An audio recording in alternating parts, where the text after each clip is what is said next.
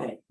So after we remove the parentheses, we're left with 12x minus 4 plus 3x minus 6 equals 7x plus 2.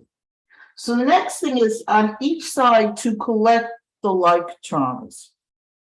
So on this side, I have a 12x and a 3x. Together, they're both positive, give me 15x. And in terms of constants, in terms of numbers without any variables, I have a -4 and a -6. When I do -4 minus 6, I get -10 or -10. Don't forget, if you're having trouble with doing these, you could always stick it, the numbers. You can't put the X's into your calculator, but you could certainly put in the numbers. In other words, you could put in -4 minus 6, it'll give you -10. On the other side, there's nothing to combine. We still have the 7x plus 2. So the next step is to bring all the x's to the left side and all the other numbers to the right side. So I'm going to subtract 7x from this side, which means I have to subtract 7x from this side. And that'll give me 15 minus 7x, 15x minus 7x, which is 8x. Those are like terms. The -10 remains. This is no longer here, so this is going to be equal to 2. And then I'm going to bring this 10 to the other side, so I'm going to add 10 to those sides, which will give me 8x equaling 12. And then I have to divide by the 8. So my answer turns out to be 12 over 8. In other words, my answer turned out to be a fraction. I'm going to answer your question in a second. Notice I could leave my answer like this, but usually if it comes out to be a fraction, we try to do what's called reduce the fraction, simplify the fraction. And if you notice, there's a 4 that can go into both the numerator and the denominator. So when I divide 12 into 4, 12 by 4, I get 3. And when I divide 8 by 4, I get 2. So in simplest form, my answer came out to be 3 over 2. And I see a couple of people did come up with that answer. Excellent. The person who was raising her hand, can you ask your question?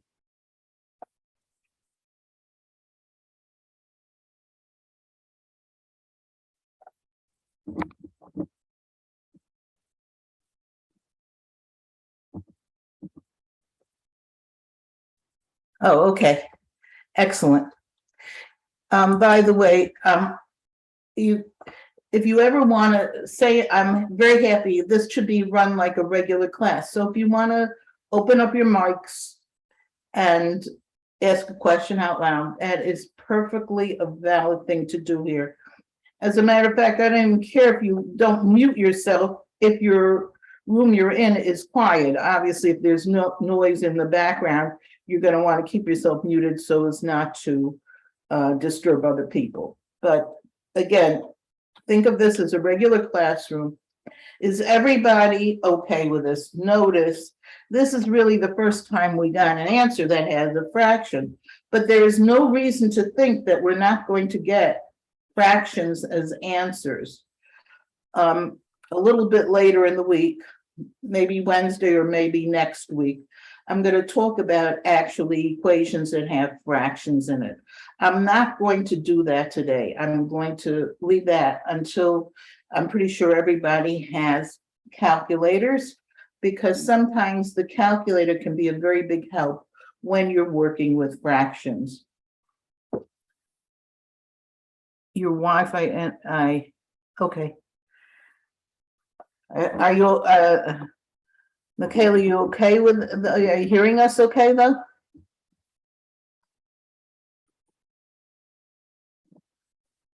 Okay. I hope. Okay. My next thing I'd like to do is to try an example.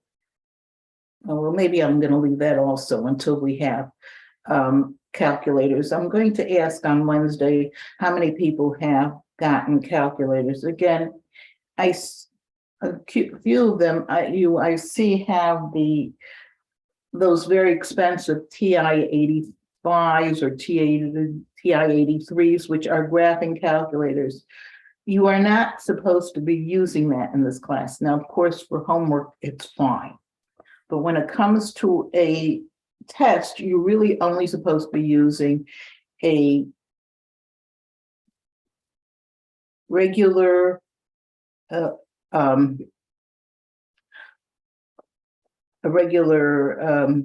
scientific calculator, not a graphing calculator. So I would say nowadays is a good time, try Staples. If anybody has a regular scientific calculator, I have a few, as I get, everybody who showed me their calculators have either the TI-83s, the 84, or the 85, which are really beyond the scope of this course. You're really not supposed to be using it on it. Of course, until you get something else, you can use it, but you will not be allowed to use it during the test. Once you get, I'm going to ask people to let me know if they've gotten their calculators. Again, if you get a calculator, you're not sure if it's the right calculator. Remember, I told you I wanted 2-line scientific calculator. If you're not sure it's the right calculator, just don't open the packaging, and you can show it to me and I'll tell you if it's a good calculator to buy or not. As I said, now is a good time to buy it. You can go to a place like Staples or any other place that does school supplies. I think, first of all, I know in New Jersey, there's a moratorium on taxes on school supplies at this point. And also a lot of the stuff is on sale. You should not have to pay more than $20. $20 and you're getting a very good scientific calculator. So go ahead and buy that now so you can have it to use during this course and be practicing with it. I think we're pretty okay with solving these type of equations. What I'd like to do is go on to the next topic and talking about the topics that I'm going to be covering in Math 136006C. I'm going to be posting a syllabus in the next couple of days. I'm waiting to get it from the department so we have all the official wording on the syllabus. But the next topic in the syllabus is something called inequalities. An equation is two things that are equal. You always have that equal sign. We're now going to talk about things that aren't equal. They're called inequalities. Let's see what that looks like.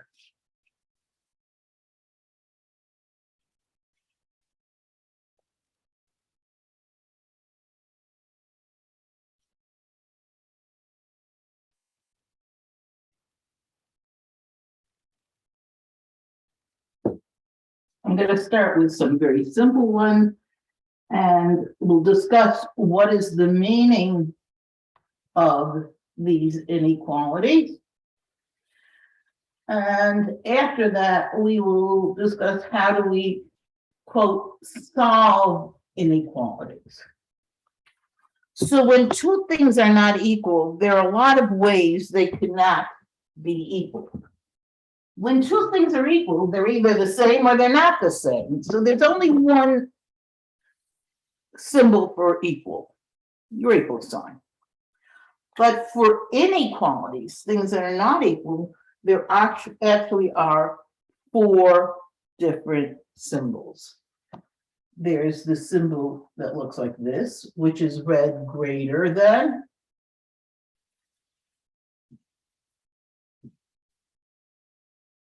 And the symbol that looks like this, which is less than.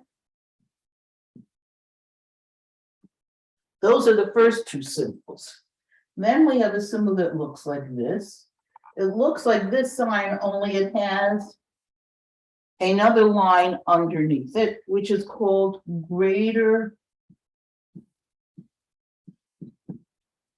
than or equal to. And I'm going to give you examples in a couple of minutes. And there's a similar thing for the less than symbol. Again, it's less than symbol with a line under it, which is read less than or equal to.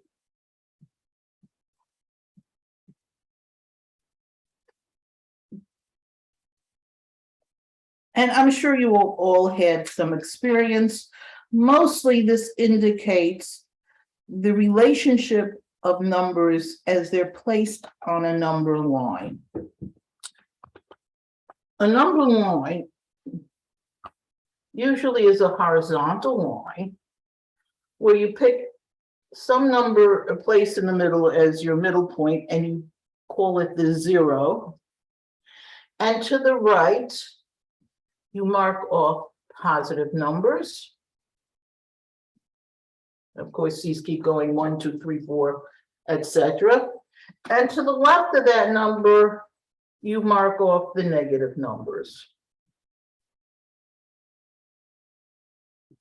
One of the purposes of numbers is to put things in order. What's larger, what's smaller? It turns out when you put your numbers on the number line, any number on the right is bigger or greater than any number on the left. In other words, if I pick 2, 2 is going to be greater than, let's say, -4. And the symbol is indicative of it because if you notice, where it's Y, where it's open, is the larger number. Where the point is the smaller number. We could have equally said that -4 is less than 2. Because if 2 is greater than -4, switching it around gives you an equivalent statement using the less than symbol. Sometimes we say something like this, though. I could say X, a number that I don't know, is less than or equal to 3. Okay, what am I telling you? What am I telling you about this number that I don't know about? Obviously, the less than symbol is telling me any number that I pick that's to the left of 3 will be a good choice. I could even pick 3 itself because X is less than or equal to 3 means it's any number 3 or smaller. So the addition of that little line underneath the inequality sign makes the set of numbers that you're discussing one bigger. It includes the number.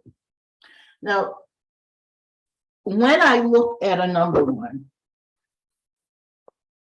let's go to when we have inequalities with variables. And suppose I give you a statement like this. X is less than 2. What am I telling you? Let's look at the numbers on the number line.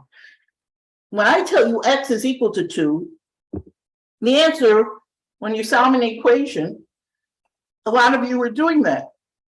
Either you were saying X equals 2, let's say the answer was 2, or you just wrote down the number 2. Because when you have an equality, there's only one point or value where it could be. 2 is right here. But when I start with inequalities, then, and I say something like X is less than 2, I'm talking about whole bunch of numbers. Any number that's to the left of 2 will qualify to solve this inequality. Now, the way we show it is a couple of ways. Obviously, we could just say x is less than 2. You can't just say 2. You have to say the whole statement, x is less than 2. You could also show it on the number line. Where is the 2? It's right here. Now we make an open circle at 2 because we don't want to include the 2, but we're going to include anything to the left of 2. So we make from that open circle, we put an arrow, and that arrow is indicating it's going on and on all the way to negative infinity. If I want to say something like x is greater than -4, for example. Let me do this on a different number line. I go to the -4, which is -1, -2, -3, -4. And saying x is greater than -4, it's indicating I'm talking about all the numbers that are to the right, that are larger, all the numbers that are larger than -4. So again, we make this open circle at -4, but instead of having the arrow going to the left, now we have the arrow going to the right. And the arrow, it doesn't stop because it keeps going all the way to what we call infinity. If you noticed, as long as I keep the x on the left side of the expression, as long as I say x is less than -2 or x is greater than -4, I start my expression with the x. The symbol itself looks like an arrowhead. Notice the arrowhead in this case is pointing to the left, and on our number line it does point to the left. Here with x is greater than -4, the arrow, it looks like an arrowhead pointing to the right, and that's exactly what it's doing. So the expression and the number line are very similar. The number where you start is the number that's on the right side. Whether you make your arrow go to the right or to the left depends on whether you're doing a less than or a greater than. Does anybody have any question about this? Okay, so now let's look at this other symbol. I'm going to erase this because I think I just want to give you. What if I were to tell you that I had x is less than or equal to 3? How would that look on the number line? And what does it mean to us? So here's our number line again. Here's our 0, 1, 2, 3. Remember, this is always going to be the starting point. The number that it's greater than or less than, that's going to be where you're going to start your arrow. But which way do I point it? Well, obviously, this looks like an arrow pointing to the left. Obviously, I'm going to have an arrow from the 3 going to the left. But notice, I have to put a circle over here at the 3. In this case, to say x is less than or equal to 3 means that 3 is part of our set. It is included. In order to show the inclusion, we make a filled-in circle. So the difference between just a plain less than or a less than or equal to is whether the starting point is included or not. To say x is less than 2 means 2 is not part of that set. Anything 1.999 might be, but 2 is not, because 2 is not less than 2. So therefore, I have to make an open circle. But when I say x is less than or equal to 3, not only am I including all the numbers that are smaller than 3, I'm including the 3 as well. That is the difference between having this extra little line. The extra little line is the fill-in of the circle.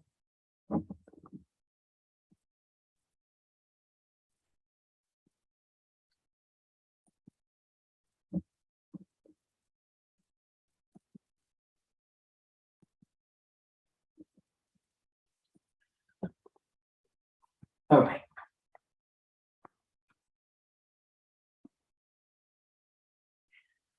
I'm going to just, there is another way of writing inequalities that I'm going to indicate in a few minutes. But before I do that, and I give you we have 2 ways of writing inequalities. One using the inequality sign and one using the number line. I'm going to show you how we go about solving an inequality.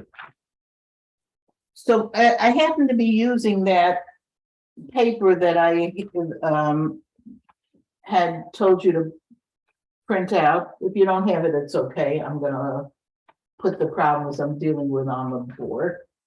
And let's say I gave you an example that looks like this.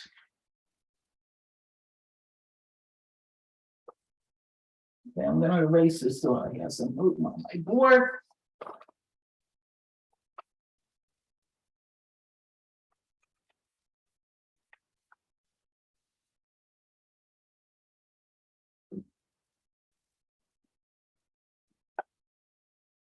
So I'm taking example number 12 off that example sheet.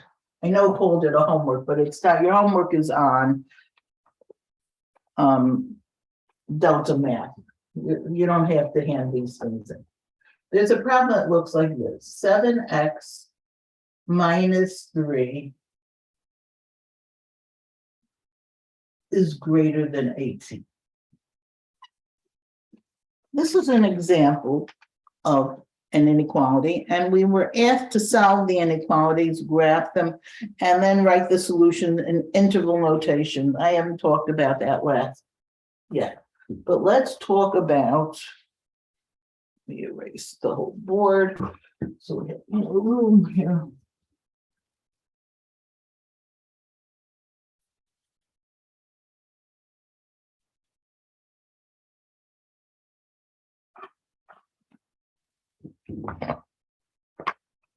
When it comes to solving an inequality, the steps that we use are almost identical to the steps that we use in solving an equation. What does that mean? It means if there are any parentheses, we're going to remove the parentheses by using the distributive property. If there are any terms that can be combined, we're going to combine all the like terms on each side. And then we're going to do what we did with equations. We're going to bring all the variables to one side. Now, it's going to be always extremely important to end up with your variable on the left side of the inequality. So even if you're not careful about it when you're dealing with an equation, sometimes you get the answer on the left side, sometimes you get it on the right side. It's fine. It's an equation. When 2 things are equal, it doesn't matter which side are there. They're both the same. But when it comes to an inequality, it's not enough just to get a number. You have to decide whether you're dealing with a less than or a greater. And you always want to have your x, your variable, on the left side. Well, I'm lucky. In this case, the variable is on the left side. And there's nothing on the other side, no variables on the other side. So the next thing I want to do is bring all the numbers to the right side. So I'm going to do plus 3 to both sides, just like I would have done with an equation. And I end up with 7x greater than 18 plus 3 is 21. Notice we just bring down the same inequality sign that we had, just like we did, like we brought down the equal sign, we bring down the inequality sign. And once all we have is variable on one side and number on the other side, we have to divide by the coefficient, by the number in front of the x, which is exactly what we did when we had equations. And we end up with x on one side, because 7x divided by 7 is x. And on the other side, we have 21 divided by 7, which gives me 3. And here's a place where you're going to have to be extremely careful. Look at the number you're dividing by. Is your number a positive number that you're dividing by, or is it a negative? It doesn't matter what the original number is, it's what are you dividing by. In this case, we are dividing by a positive 7. If you're dividing by a positive number, this direction, the sense of the inequality stays the same.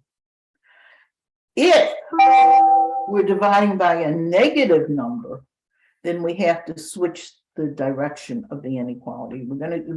I'll give you an example of that in a minute. But that's the one place you're going to have to be extremely careful. Aside from doing it just like a regular equation, that final step where you're either multiplying or dividing, if you're dividing by a positive number or multiplying by a positive number, you leave the sense of the inequality the way it was. But if it's a negative number, you have to switch it. Now, once you get to the place where you have x alone on your left, an inequality sign and a number, you have solved the inequality. The solution to this inequality is x is greater than 3. That's one way of indicating the answer. Of course, the other way is to put the answer on the number line like we did before. If we want to put that answer on the number line, here's my 0, here's my 1, my 2, my 3. This is where I want to start. Since this is just greater than and not greater than or equal to, I know that my circle is going to be an open circle. It is not going to include the 3. The arrow is going to be in the direction that this arrow is pointing, which is to the right. And here is my indication of my answer graphed on the number line. This is called graph, the answer in graphing form. This is the answer in inequality form. Is there any question about this? Let's try another one.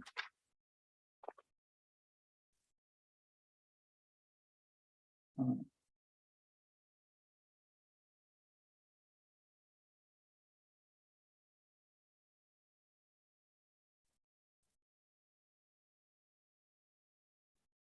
going to do one that's a little bit different. Suppose I have 4x plus 20 is greater than or equal to 7x plus y.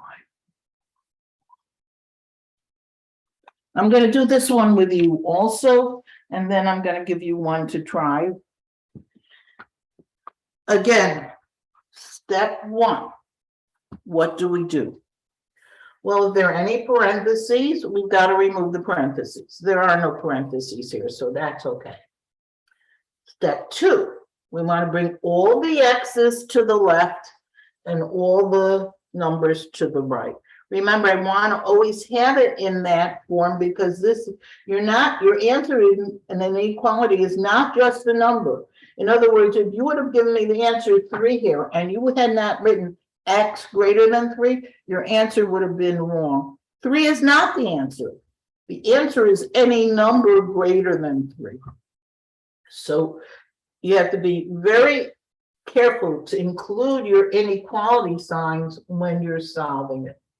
Now, since I want to get all the x's to the left side, I'm going to want to get rid of this 7x. So I'm going to minus 7x from both sides.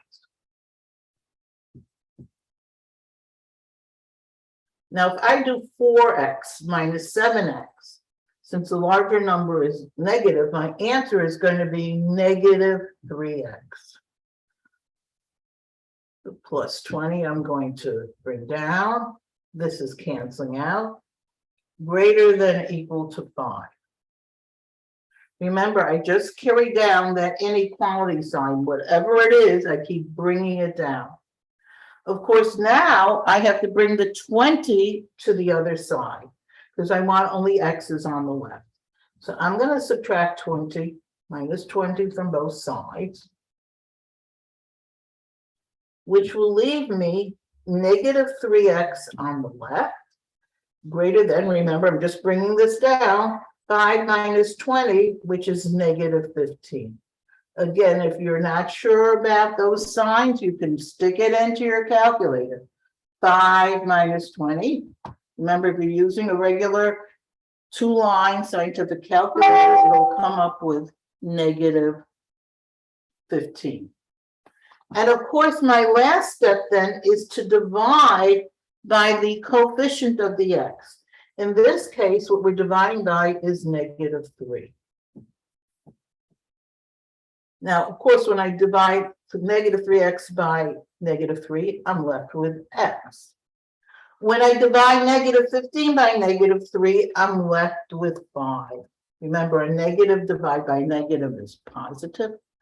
But since I divided, the number I was dividing by was negative, this greater than or equal sign switches to a less than or equal sign. My final answer is x less than or equal to 5.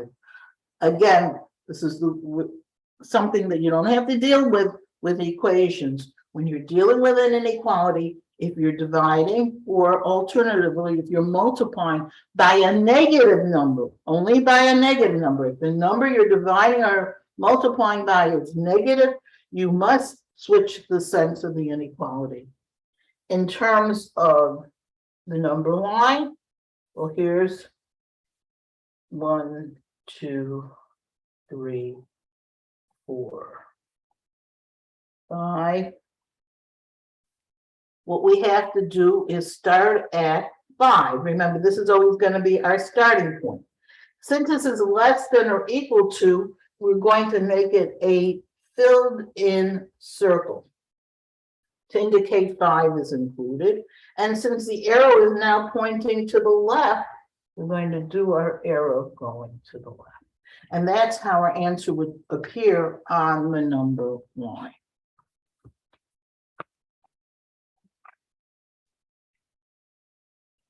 Do you think you're ready to try one on your own? Okay, I'm going to put one on the board. And while I have that on the board, I'm going to call attendance. Now, if you know any people that are not here, please make sure to let them know that we are meeting on Zoom and that they should be showing up. Okay, thank you. Okay, so let me put a new problem on the board.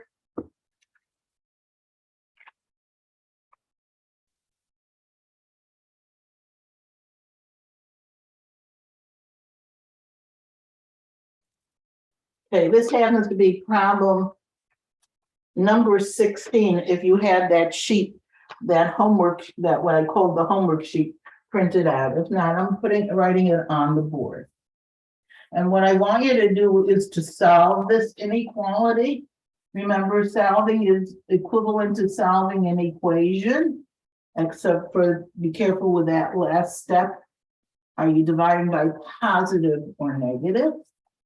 And then put your answer in inequality form and also as a graph on the number line. So this is what the example looks like.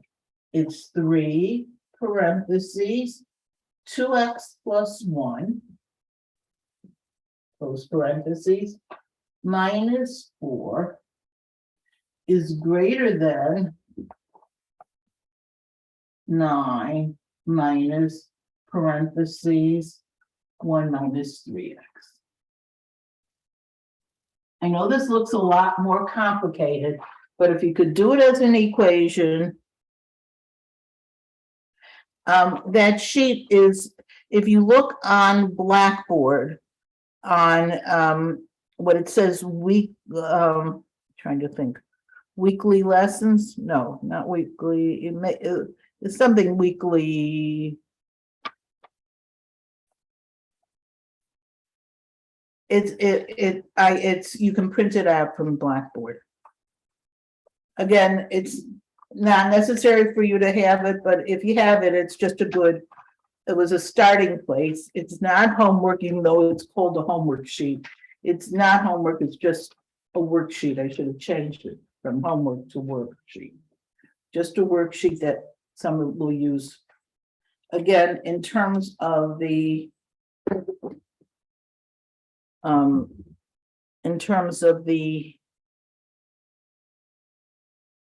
homework, the homework is on Delta Math, and I will be giving you homework on Delta Math. There was some that's not, I think maybe was due today or tomorrow. Again, even if you're late on the homework, you will get most of the credit. You get 90% of the credit if you do your homework on Delta Math.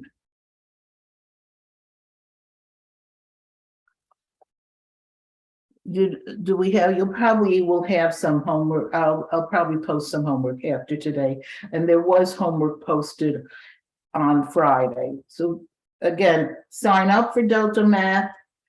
I send you the link. The link is in the information section of your Blackboard account. If you're still having trouble, just email me. Make sure you have my email. You can just email me from the from Blackboard actually, and the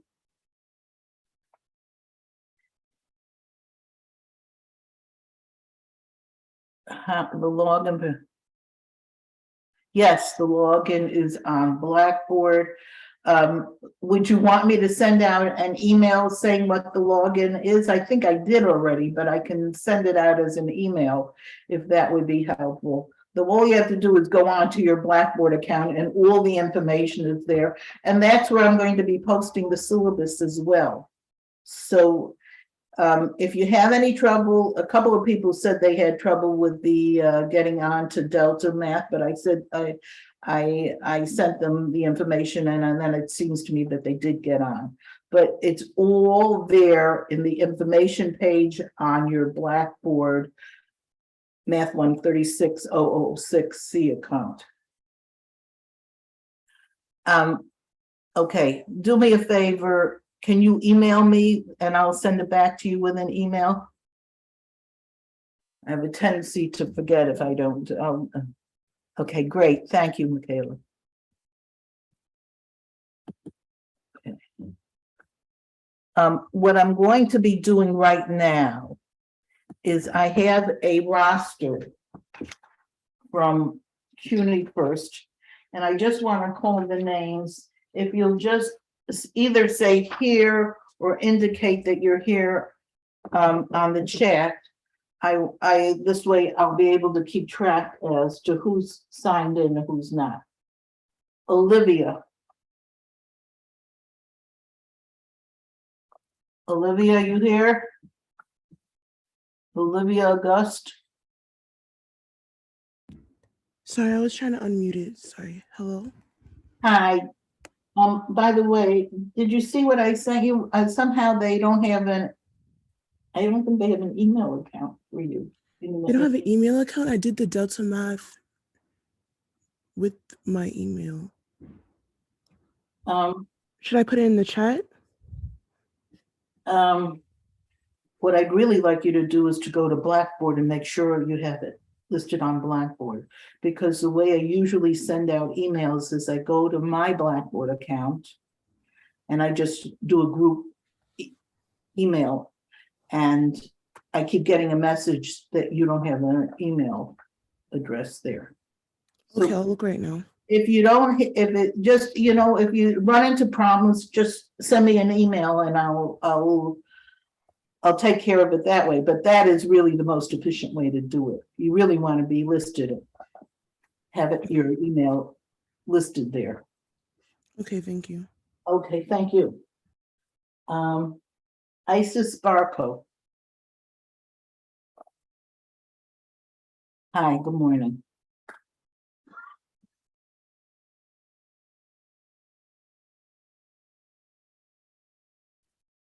Alvaro Blake.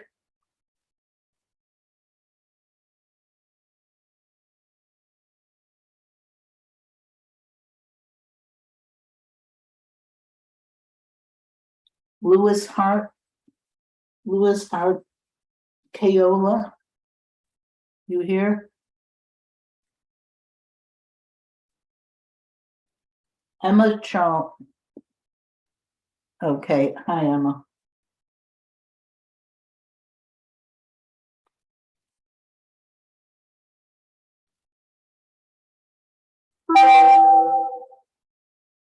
Demetrius.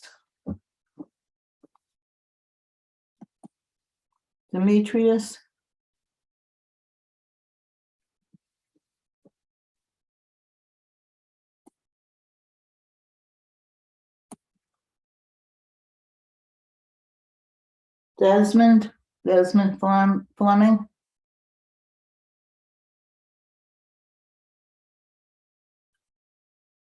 Shania Haley. Shania.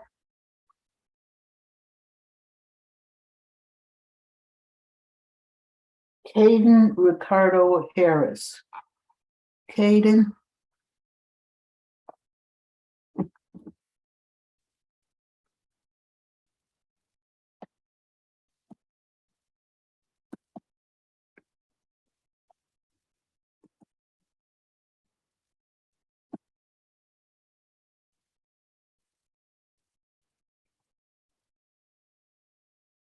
Kayla Harris. Are you Caden? Oh, there's a Kayla Harris. So Kayla, do you know the other Harris? Then a relation? Okay, I have you. Sandija Hussein. Sandija?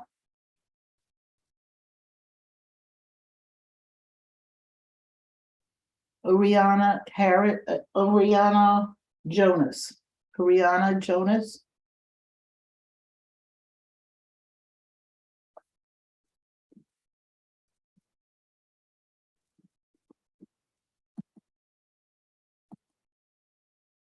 Okay. Okay, you don't know. Okay, thank you, Oriana. I have you. Tahira Treasure Joseph. Hi. Michaela Martinez, I know you're here because you've been sending me messages. And I appreciate it. I love when people are involved in the class and get involved and ask questions. That's the way we all learn, not just the person asking the question, but it really helps everybody when questions are asked. Kiana Allen Perez. Kiana Perez, are you here? Here. Oh, okay, great.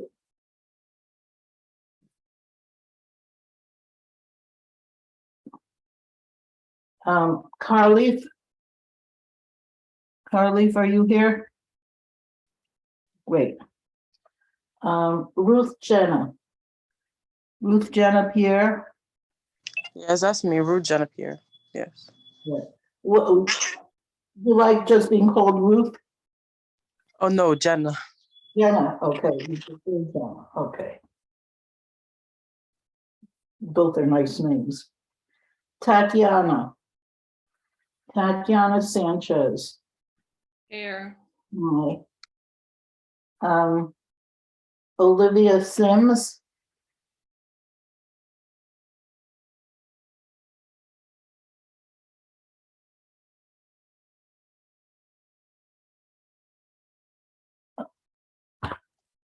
Sims, yes.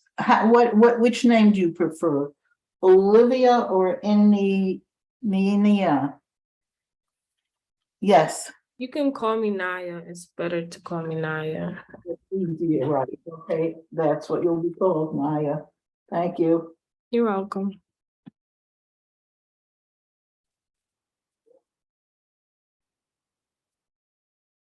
Kazandu Small. Kazandu.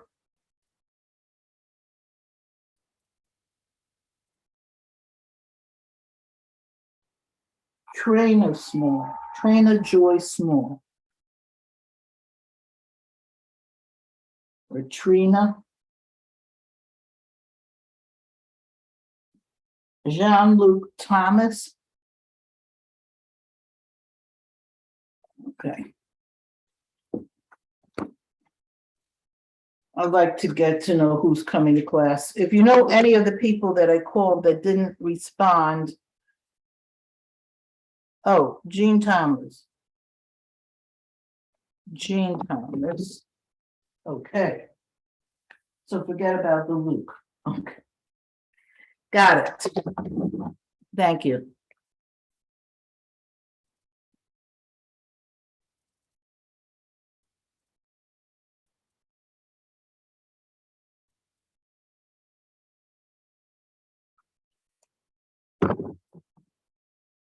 So I think now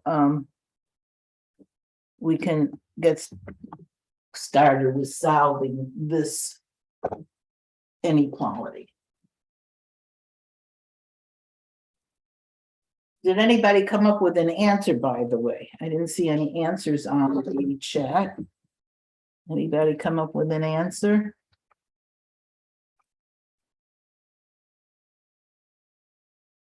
Oh, I see. Kayla, you did. I don't know if that's the right answer, but you have to put in the X as well. It's not just enough to put in the inequality sign. Okay, let's look at how to solve this and how to put our answers on the number line. Okay, so just like we did when we had an equation, the first thing we're going to want to do is remove the parentheses. So I'm going to distribute the 3 here, and I'm going to get 3 times 2x, which is 6x. 3 times 1 is 3. And just bring down the minus 4. Greater than, bring down this 9. And here again, we have that situation where we have just a sign in front of the parentheses without a number. So again, it's as if we have a 1 there. That one is understood to be there.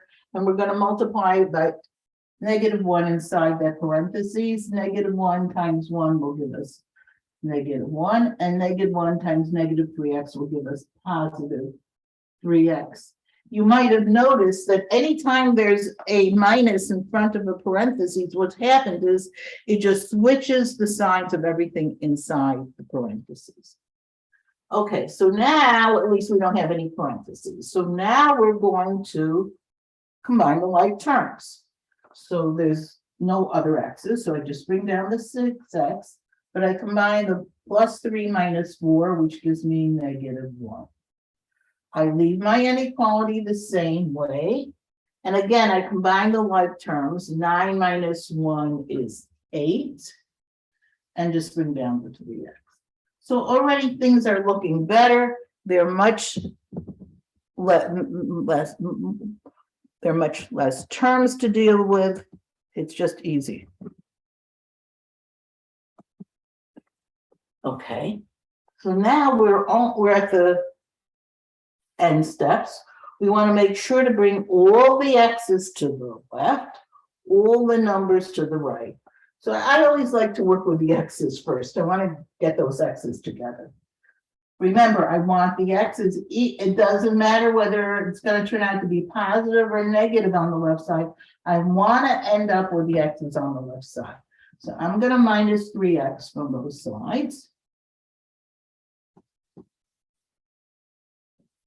So be left with 6x minus 3x, which will give me 3x minus 1. I'm just bringing that down.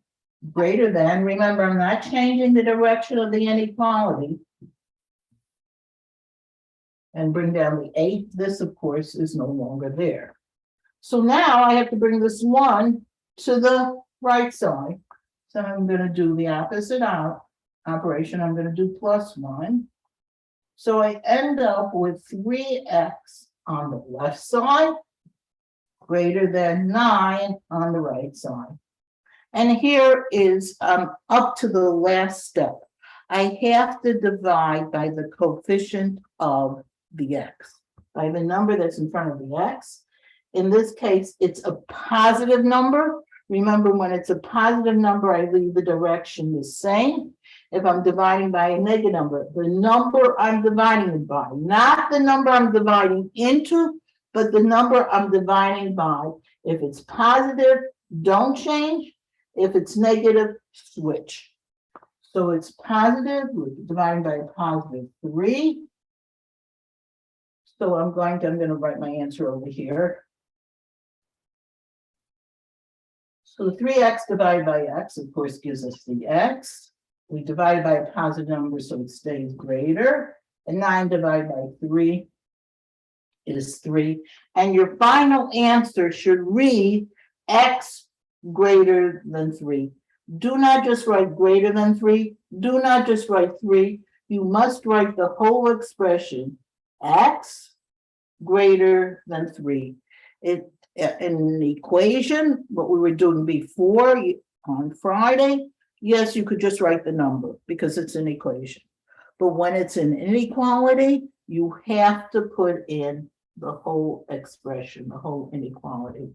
Again, if you wanted to put it on the number line, which I asked you to do, you go to number 1, 2, 3. Here's 3 on the number line. This is a greater than, there's no little line underneath it, so it's an open circle. And since this is pointing to the right, my arrow is going to go to the right. Any question about this?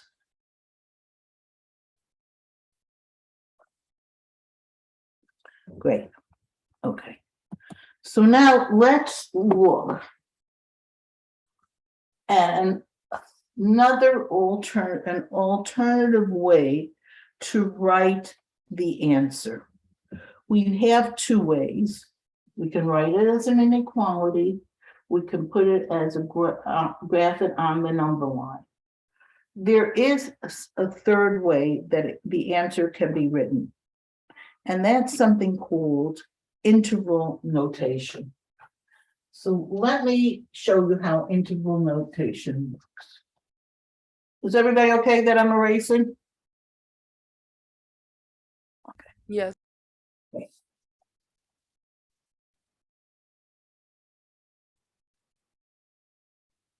I'm erasing everything but this last thing. I'm going to rewrite it over here. We got as our answer x greater than 3. And we showed it on the number line as an open circle at 3 and an arrow going to the right. Solution as an inequality. Solution as a graph. Here's the third way, and the way that is probably used most frequently, something called interval notation.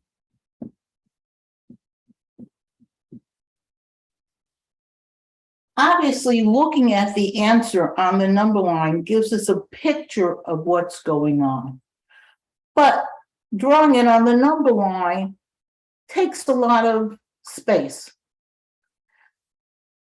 what is the most important thing you have to know when you're drawing it on the number line? Well, obviously, you want to know where you're starting, where your interval, the section of the number line you're using, that's what the interval is. Where does it start and where does it end? And if I just would give you those numbers, then that would be enough.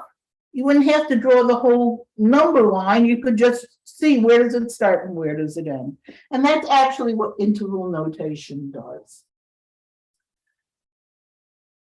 When we're looking at an interval on the number line, we always look at our numbers as they're progressing from the left going to the right, because the smaller numbers are always on the left, the larger numbers are always on the right. We're always progressing in our interval from left to right. So when I want to write something in interval notation, I always put the number that's all the way on the left of the start of the interval, which in this case, here's where my interval is starting. I put that number first. Then instead of drawing the line, I put a comma. And then I put the end of the interval, the last number of the interval, as my second number. Now, in this case, this interval is continuing from 3 all the way, it's never stopping. In other words, it's continuing to what we call infinity. Infinity is, the symbol for infinity is a sideways 8. At the end of, the reason it's used as a symbol for infinity is because this sign, no matter where you start, you keep going and on, it's no end to that sign. Infinity, really, it's not a particular number. It's an indication that you're going on and on. If you give me the number 1 billion, I can give you a bigger number, 100 billion. The numbers go on and on without any stop. That's what in this case, when I have this arrow with no end, it means the end of my interval is infinity. So again, in terms of the numbers that we put the starting number, a comma, the ending number. Now we enclose these intervals in parentheses or brackets. Either we're going to use parentheses or we're going to use brackets. A bracket is a kind of parentheses, it's a squared off parentheses. And when you use the parentheses or the brackets, it'll indicate something as well. In this case, when we started our interval, we start at 3, but since this was an open circle, the 3 was not included. Whenever the endpoint is not included, we use a parentheses. So at the 3, we have a parentheses.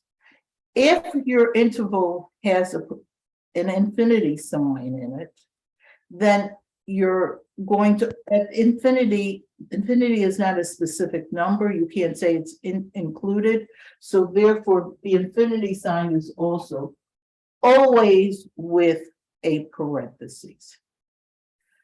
So the interval that would indicate this number line, which would indicate this x greater than 3, is parentheses 3, comma, infinity, close parentheses.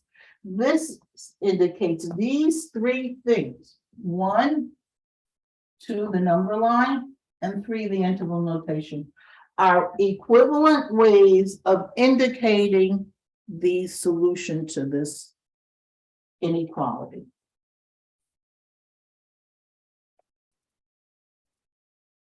Let's see what this one looks like.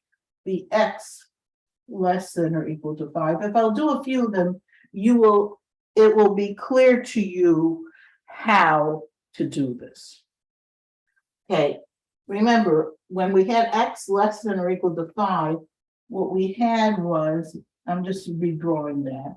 Here was my 0. Let's say this is where my 5 was. we had a filled-in circle at 5 and an arrow going to the left. Now, again, this arrow is going to the left and not stopping, indicating that it's going on infinitely. But whereas all the way to the right is positive infinity, all the way to the left is called negative infinity. It's negative infinity is indicating that we're getting extremely large numbers, but they are negative. Negative infinity. Okay, how do we write this in interval notation? So the first thing we have to do is concentrate on what number starts on the left and what number ends on the right. Remember, our interval always starts on the left. It always ends on the right. Now, if you notice, all the way to the left is this negative infinity. You can never end an interval with negative infinity. Negative infinity has to be the beginning of the interval because it's all the way to the left, and our intervals go from left to right. The number that's all the way at the end, the right end of the interval, happens to be 1. Okay, so that takes care of the numbers. Now we have to put in the closing symbols. Do we use parentheses? Do we use brackets? So remember what I told you, when you have an infinity sign, whether it's positive or negative, the symbol that goes with it, the enclosure, always has to be a parentheses, because a bracket indicates a specific number, and this is not a specific number. At the 5, whether we put a parentheses or a bracket depends, are we including the 5? Is the 5 part of our interval? And yes, because I had a filled-in circle, because I had x less than or equal to 5, I use a bracket to indicate that my interval is including the 5. So the parentheses means the number is not included. The bracket means the number is included as part of the interval.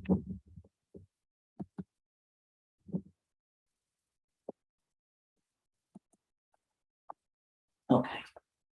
Let's just do a couple of examples of intervals, and then I'll give you another example to try. Let me go over here. I'm just going to write some intervals on the board and give you a couple of minutes to write. I'm going to give you them as graphs, and I'm going to ask you to put them in interval notation. Okay, so here's the first one I want you to do.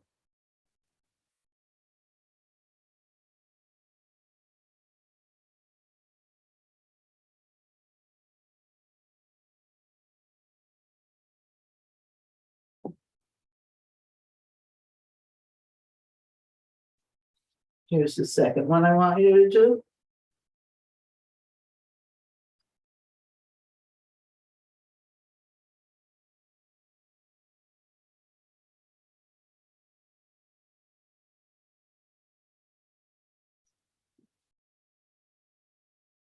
Now, let's see if you could do this.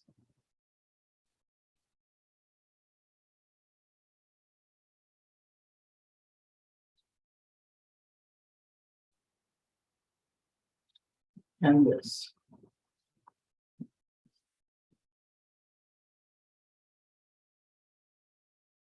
Okay, so put all 4 of these in interval notation.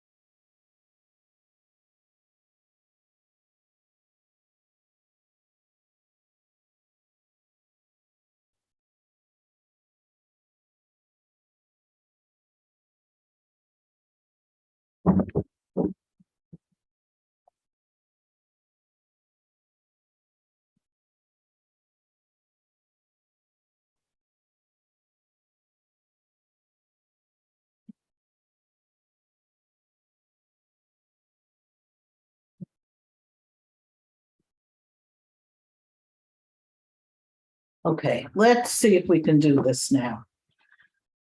I'm gonna erase this so I can have room to.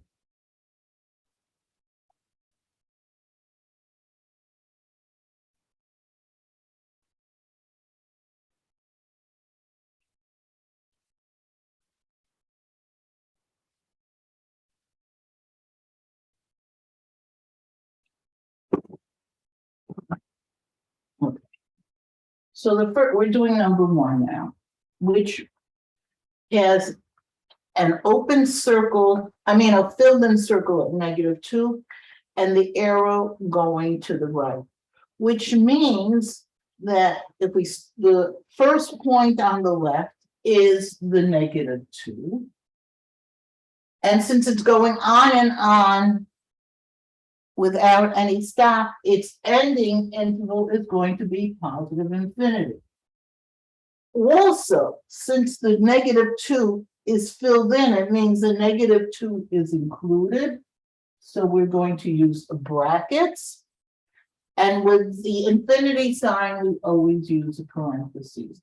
Be very careful. You never start an interval with positive infinity. You never end an interval with negative infinity, because you always have to go from left to right. See if anybody. Okay, I see somebody has that. Except it's a bracket. Jean, it's a bracket, not a parentheses. Very important, because the bracket indicates whether you're filling in that circle or not. Okay, let's look at number 2. First of all, the arrow is pointing all the way to the left, which means that we're starting our interval all the way at negative infinity, and we're ending our interval at 1. That's our last number. Again, at the negative infinity, we always have to put a parentheses. But we also are going to use a parentheses with the 1, because the 1 is not filled in. The 1 is not included. As a matter of fact, if I wanted to write this in an equality format, this would have been written X. Our arrow is pointing to the right, so it's greater than. And since it's a filled in circle, it has a line underneath it. So it's X greater than or equal to -2. This written in interval notation is as an inequality, would have been, the X is always on the left side. Since the arrow is pointing to the left, my inequality has to have a, look, this looks like the arrowhead. It's always pointing in the same direction. We are not putting an additional line under here, because that's not a filled-in circle. This means X is less than 1. Again, all three, you should be able to read and write an inequality in 3 different fashions: interval notation, inequality, or number line. Okay, let's look at number 3. Well, if we put this on the number line, it would have looked like this. Here's my 0. My -3 would be over here, because it would have to be on the left side. Saying X is greater than or equal to -3 means we have a filled-in circle at -3 with an arrow going to the right. This is what it looks like as a number line. In interval notation, the start of my interval is -3. It's going on infinitely. It's never stopping. So the end interval is this infinity sign. since it's x greater than or equal to -3, in other words, the -3 is filled in, we're going to use it in a bracket there, but with the infinity sign, we always use a parentheses. Notice you can use and combine brackets with parentheses, or you could just have parentheses. You have either option.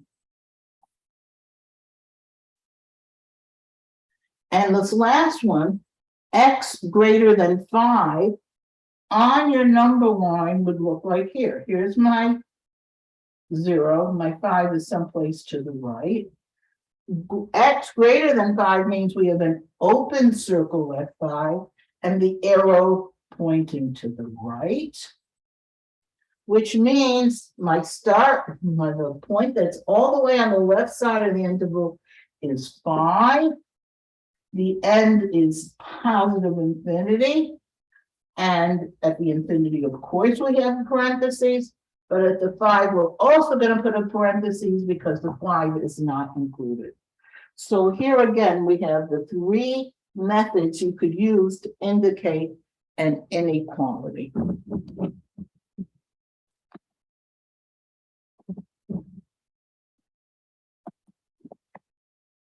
All right, let's do an example that has a more complicated example, and let's solve it, and let's get our answers in Rule 3 formats. I'm going to erase this, and I'm going to put a problem on the board for you to try.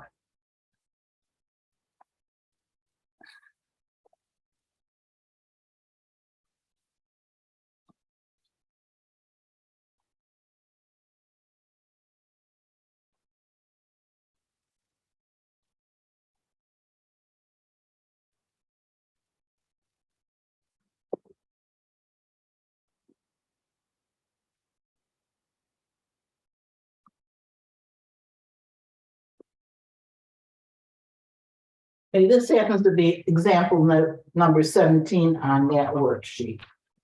It looks like this: 2 parentheses 3 minus 2x close parentheses plus 5x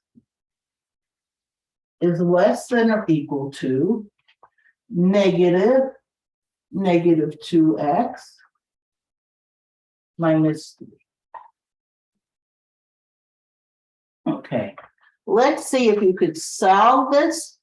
Put your answer in inequality format, as a number line, and an interval notation. I'm going to give you a few minutes to try that.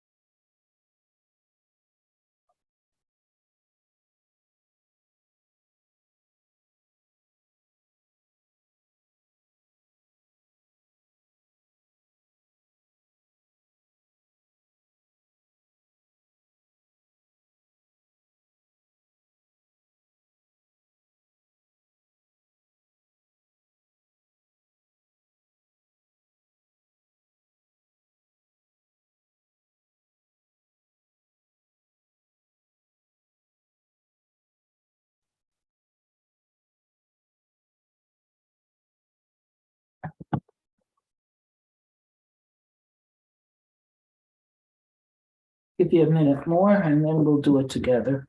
Because time is running out. We'll finish this before we end class.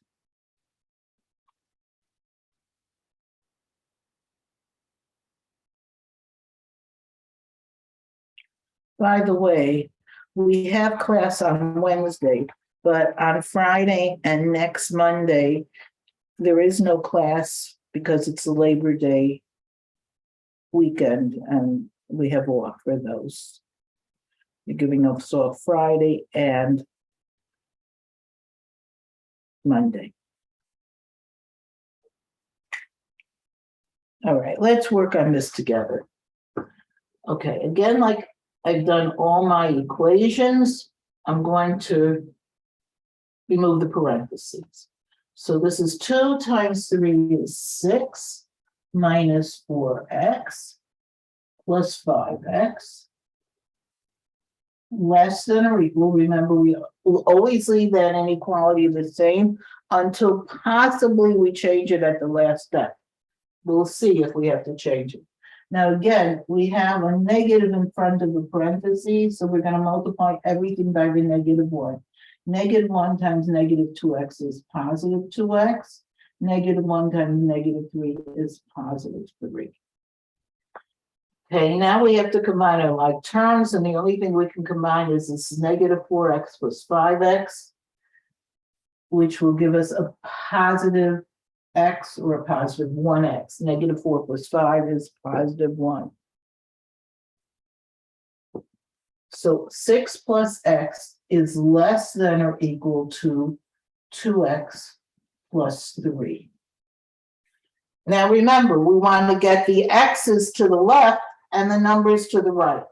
Even though it may end up that we'll end up with a negative number on the left, we always, when we're solving inequalities, if you want to get it right, you want to end up with the x on the left side.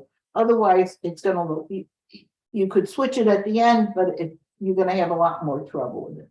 So I'm going to bring this 2x to the left. So I'm going to subtract this 2x here, which will leave me 6. Now, this is a +1 and a -2, gives me -1x or -x, less than or equal to 3. And then I have to bring this 6 to the other side. Now remember, the sign is always what's in front of the number. So this is a positive 6. I'm going to have to -6 from both sides, which will leave me on the left side with -1x or just -x, less than or equal to 3 minus 6, which is -3. I'm at the final steps.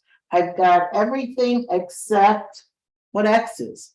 I don't want to know what -x is. I want to know what x is. The number or the coefficient of this -x is -1. I'm going to have to divide everything by -1. I'm going to go over here because it's just getting a little too low. In this case, a negative divided by a negative is going to give me a positive. The -3 divided by -1 is also going to give me a positive. But since the number I'm dividing by is a negative number, I'm dividing by a -1 because I want to get a positive x, this less than or equal sign becomes switched to a greater than or equal sign. Your final answer as an inequality is 3 is greater than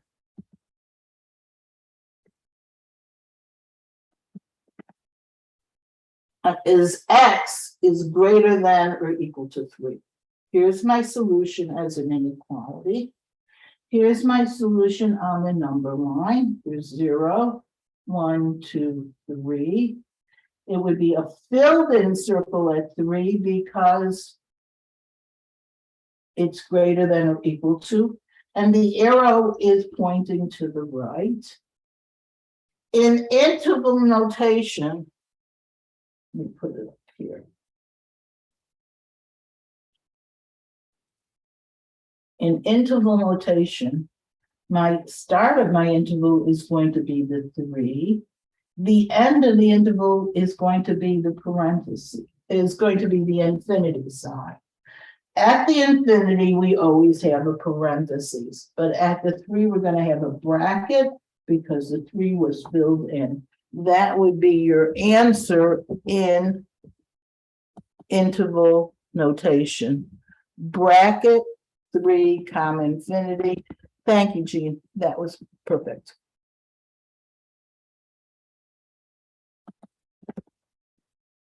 I think we're going to leave it right now. This is where we're going to leave it.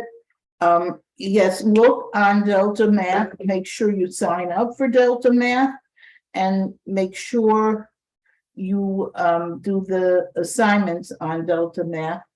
You'll find them following what we're doing in class, and they're good practice. I saw some people did already do the homework on Delta Math. I hope those of you who tried it saw how it's really interactive and it's helpful. And if you want to do additional problems, you can do additional problems, as many as you want, until you feel you're really comfortable. Okay, again, we will meet again on. Okay, great.